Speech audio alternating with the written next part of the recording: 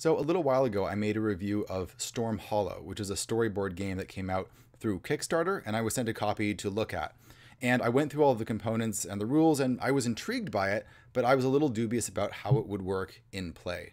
Well, recently I actually got to play the game with some of my 5th grade players. As you may or may not know, I run an after-school program where I get to play a lot of games with kids. So I thought I would give a quick video on what my experiences were and what my kids did and didn't like about it. So first off, my kids really enjoyed it. They said that they loved the game and that they would play it again. I think that the fact that the illustrations were so great and the fact that everything had a card, everything had a piece of art associated with it, allowed the game when set up on the table to feel incredibly vibrant and illustrated. You felt like you were really sucked into it given the amount of color and detail present on the actual table in front of you. Another pro is that they really enjoyed the fact that there was a wide open range of things that they could do. In the game, anyone's allowed to use magic, so they would try different types of magical effects to solve things, and they really enjoyed the kit cards. There's little cards that come with the game that have all the things in your inventory. You just pull out a card and you can see what's in there, and it gives you stuff to use right off the bat. However, I think one of the main downsides of the game is that it's just way too easy. Sure, the kids enjoyed it, and if they enjoy it, then they enjoy it, and your kids might enjoy it too if you have kids that you play games with. But most of the kids that I play with grew up on D&D, or they didn't grow up on it, but I've been playing it with them for years in some cases. And I tend to run games that are very challenge focused.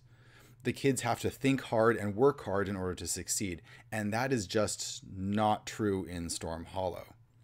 In Storm Hollow, you're going to succeed basically no matter what you do. And I thought that was a big downside, at least it was for me as a GM. I really like my players to think hard and dig deep when they deal with problems, and for there to be a real tension in the air when they are trying to figure out, am I going to survive this encounter or not? In Storm Hollow, you can't die. In fact, if you get down to 0 hit points, you're not even knocked out. You're just reduced in power for the rest of the scene, and then during the next scene, you're right back in the action again.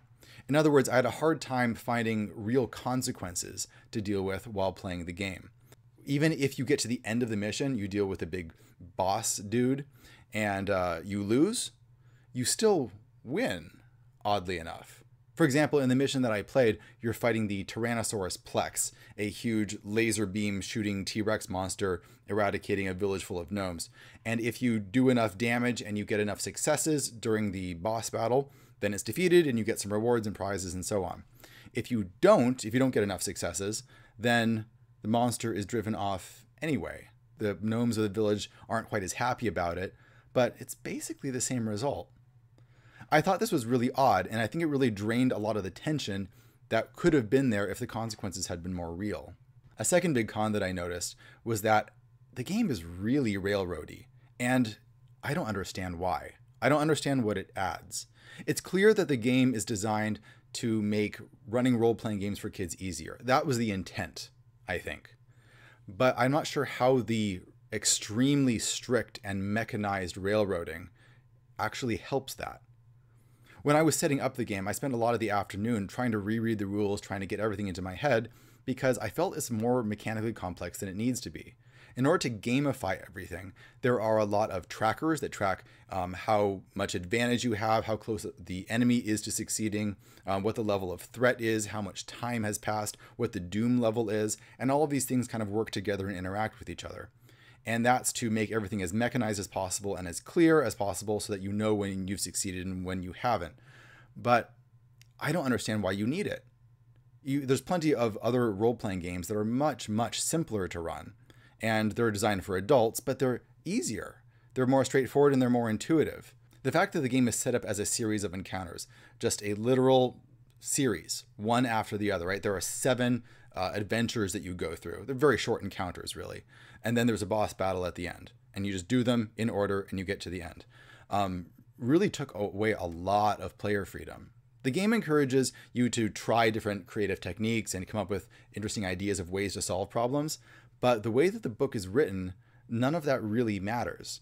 If you solve something one way or solve something another way, your descriptions don't have a huge effect on what happens. You simply roll the dice. If you get enough successes, then you get past it. Players aren't able to simply circumvent obstacles or circumvent these little encounters by being clever. You still have to get enough successes by rolling enough dice every time. And this really takes away from the type of player creativity that they are used to doing while playing OSR and D&D-like games. As a result, my players would often try and go off the rails. They would say, I don't want to deal with these gnomes. I want to go over here. Or I want to run the gnomes over with my car because they're all murder hobos. But you couldn't. The game doesn't let you. You have to stay on the rails. I guess in the final analysis, Storm Hollow, the storyboard game, is a beautifully illustrated and constructed game that clearly has a lot of love put into it, but is badly over-designed in my opinion. I think there is a lot that could be really good there if you stripped out a lot of the rules. The basic core of the game is simple enough that you could run it as an open sandbox game. I would just take away a lot of the mechanized rules for how scenes progress and how encounters must be encountered and how the boss must be overcome, and allow players a lot more freedom to do things in their own way and give them bonuses and rewards for coming up with creative solutions that the book doesn't anticipate. Allow them to go off script and do things in their own way. In the final analysis, I think that Storm Hollow, the storyboard game, is a very interesting game with a lot of beautiful art and very high production quality, but it doesn't finally succeed at what it sets out to do. It's trying to be a game for kids, a way to easily get into role-playing games, to spark your imagination and to encourage creativity.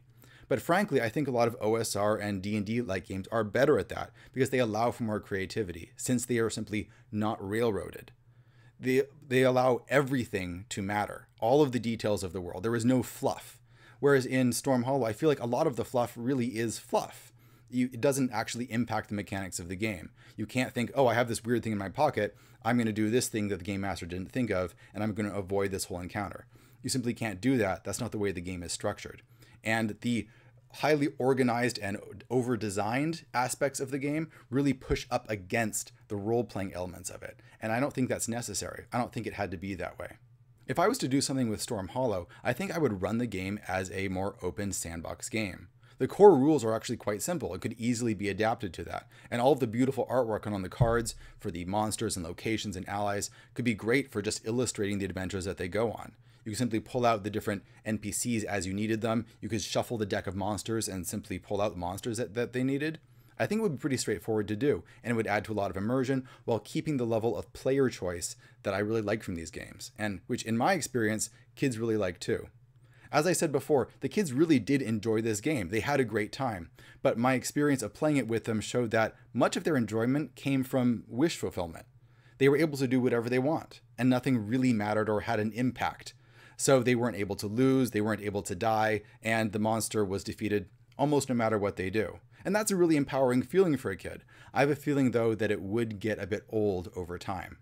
So in the end, that's my review of Storm Hollow. If you'd like to see more videos like this, you can subscribe to my channel. You can also join me on Patreon if you want to support me making more videos like this. Please leave a comment below about any great kids games that you enjoy, especially kids role-playing games. There aren't that many of them, at least not that many that I think do it right, but I would love to hear your suggestions because I'm always curious to check out more stuff like this. Thanks for watching, everybody. See you guys later.